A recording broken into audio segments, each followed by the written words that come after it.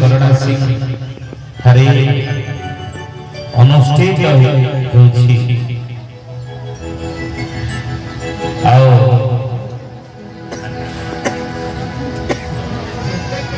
समस्या आसुना कहीं समाधान सरल बाटरे हेही अति सहज बाटरे समस्या समाधान हबो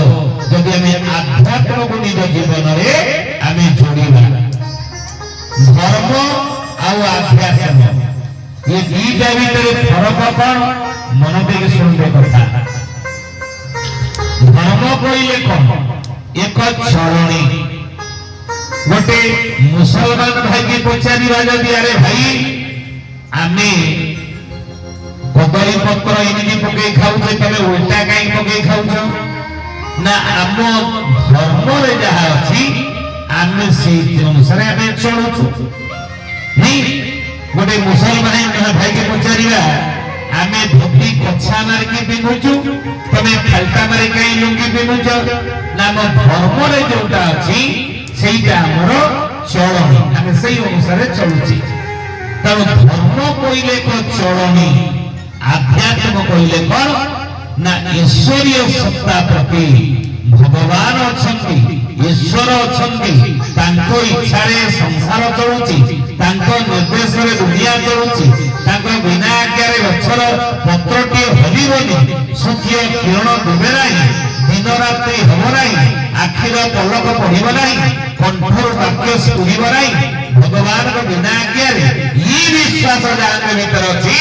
ताकू कहिबा में आध्यात्मवादी याको कोन आध्यात्म भगवान कर सत्ता प्रति ईश्वरीय सत्ता प्रति आस्था भाजन होबा ही होछि आध्यात्म धर्म कइले चरणी आध्यात्म कइले आस्था भाजन होबा भगवान के प्रति भगवान अछंती बुझिली आ से भगवान अछंती से भगवान का विषय रे किदिति अछंती ना से अरूप भाव रे अछंती रूप तांकर भगवान कर नाही भगवान को कहते रूप ईश्वर को कहते निराकार से भगवान को कहते निर्गुण नहीं आ से निर्गुण को मन देख सुनते कथा भागवत रे बडे आलोचना गीता पाठ हेउठला विश्व हिंदू परिषद तरफ जो सप्ताहिक सत्संग आपनकर हो मासिक सत्संग ए मासिक बैठक आ से बैठक रे गीता पाठ हेउठला किछि समय पूर्व नहीं गीता सुगीता कर्तव्य कि मन्ने शास्त्र विस्तरे जा स्वयं पद्मनाभस्य मुख पद्मा विनिश्यति ये गीता कहते नहीं रुचु न रुचु का पिता बुझु न बुझु कौन हैं कौन गीता आपण माने बुझंतु बा न बुझंतु प्रत्येक दिन ठाकुर घरे बसी ठाकुर पूजा करबा समय रे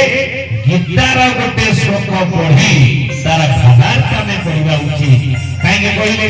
ना जीवन रे जेते जहा समस्या थिबो से समस्यार समाधान श्रीमद् भगवत गीता रे ही लिखा है प्रत्येक दिन गीतार गोटे श्लोक पढ़ी तार भावार्थ पढ़िबा दरकार सकाळे गीता पढ़िबा संध्या बेले भागवत अध्याय पढ़िबा